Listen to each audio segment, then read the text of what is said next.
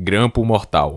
A garra em foice do segundo dedo do pé dos dromeossaurídeos é uma das armas mais estudadas e mais mal interpretadas do registro fóssil. Entender o que ela realmente fazia muda completamente a imagem desses predadores. A versão popular, alimentada por décadas de cinema, é de um predador que rasgava o ventre das presas com movimento de chute em velocidade. Isso é cinematográfico e provavelmente errado. Os estudos biomecânicos mais detalhados, analisando a curvatura da garra, o ângulo de ataque possível e a musculatura associada reconstruída a partir de cicatrizes nos ossos, apontam para uma função completamente diferente: fixação. A garra em foice não era uma faca, era um grampo. Cravada profundamente na carne da presa, ela servia para ancorar o predador ao animal, enquanto o peso do corpo e a mordida completavam o trabalho. O dromeossaurídeo não rasgava, ele segurava e não soltava. O fóssil dos dinossauros lutadores de um Velociraptor congelado em combate com Protoceratops, com a garra cravada no pescoço, confirma essa leitura de forma extraordinária. A garra estava fixada no pescoço, não havia movimento de corte, era contenção pura, mantida até a morte do predador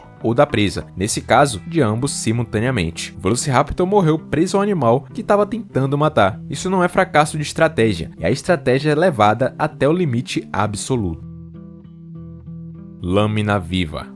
Os megaraptorídeos são os predadores que a paleontologia demorou para entender, e parte dessa confusão nasceu exatamente da arma central da estratégia deles. Quando a garra do primeiro dedo da mão do megaraptor foi descoberta, ela foi interpretada como a garra do pé, e o animal foi classificado como um dromeossaurídeo gigante com garra em foice descomunal. Fazia sentido na época, então os novos fósseis revelaram que a garra era na verdade da mão e não do pé, e que o animal pertencia a uma linhagem completamente diferente. O nome ficou, mas a classificação mudou, e a estratégia de caça ficou ainda mais interessante, com garras do primeiro dedo da mão chegando a 33 a 35 centímetros, entre as maiores garras de membros anteriores entre os terópodes predadores. Os megaraptorídeos inverteram a lógica dos dromeossaurídeos. Em vez de usar a garra do pé para fixar, eles usavam as garras das mãos como primeiro contato com a presa. Braços relativamente longos para um terópode, musculatura de ombro robusta e garras em posição de impacto frontal sugerem um ataque que começavam pelos membros anteriores, cravando as garras na carne para imobilizar antes que a mordida chegasse. É uma estratégia que faz sentido particular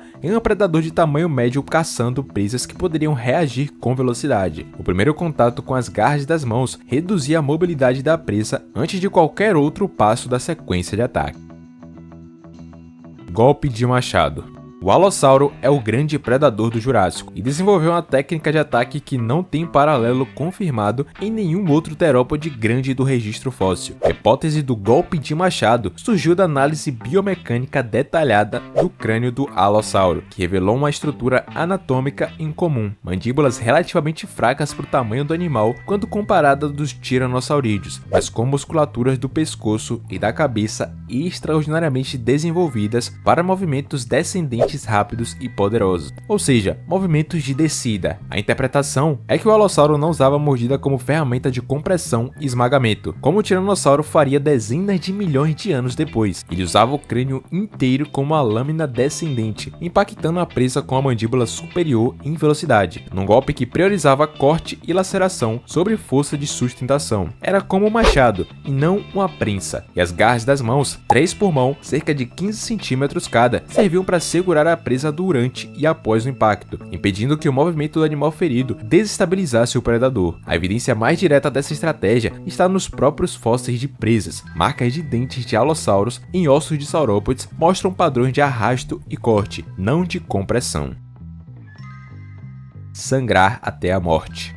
O Carcharodontossauro tem o nome mais descritivo de qualquer predador da lista, lagarto com dentes de tubarão, e os dentes justificam completamente a comparação, lateralmente comprimidos, serrilhados nas bordas anterior e posterior e levemente curvados para trás. Eles eram projetados com a clareza de propósito que não deixa espaço para interpretação ambígua, não para esmagar ossos, não para segurar e comprimir, mas para cortar carne em profundidade e produzir lacerações hemorrágicas massivas em presas muito maiores que o predador conseguiria derrubar por força bruta. A estratégia que essa morfologia sugere é que alguns pesquisadores chamam de hit and bleed, que é atacar, infligir a ferida hemorrágica severa e recuar, seguindo a presa enquanto ela enfraquecia pela perda de sangue antes de um ataque final. É a lógica do tubarão branco aplicada a um ambiente terrestre. Não é necessário matar na primeira investida se a primeira investida garante que a presa não vai longe. Para um predador caçando titanossauros de 40 a 50 toneladas, a alternativa tentar derrubar e imobilizar pela força seria a morte na certa. Os dentes serrilhados do Carcharodontossauro eram ferramentas de maximização de dano por corte. A serrilha aumentava a área de contato durante o movimento da mandíbula, transformando cada mordida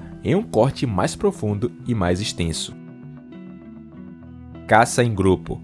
A evidência de caça em grupo entre dinossauros é um dos debates mais acesos da paleontologia, e o Mapussauro é o centro desse debate. Em 2006, um leito ósseo na Patagônia revelou restos de pelo menos 7 indivíduos de Mapussauros de diferentes faixas etárias, todos no mesmo sítio. A interpretação conservadora é que morreram ali por acidente ou foram atraídos pela mesma carcaça em momentos diferentes. A interpretação mais provocadora é que viviam e caçavam juntos, e que esse comportamento era o que tornava possível abater os argentinossauros, o maior animal terrestre de seu ecossistema, com até 80 toneladas. A matemática é o argumento mais forte. Um mapussauro adulto pesava talvez 3 toneladas e tinha cerca de 10 metros de comprimento. Um argentinossauro adulto pesava possivelmente 25 vezes mais. Nenhuma estratégia de individual, seja igual a do alossauro, a dos megaraptores, nem a do Carcharodontossauro, funciona quando a diferença de massa é essa. A única solução que a física permite é a coordenação. Múltiplos predadores atacando ao mesmo tempo em pontos diferentes do corpo, dividindo a tensão defensiva da presa e acumulando feridas que nenhum ataque individual conseguiria fazer. Se o Mapussauro caçava em grupo de forma coordenada, mesmo que minimamente, mesmo que apenas tolerando a presença de outros indivíduos durante a caçada, isso representaria um salto cognitivo e comportamental para um terópode desse tamanho.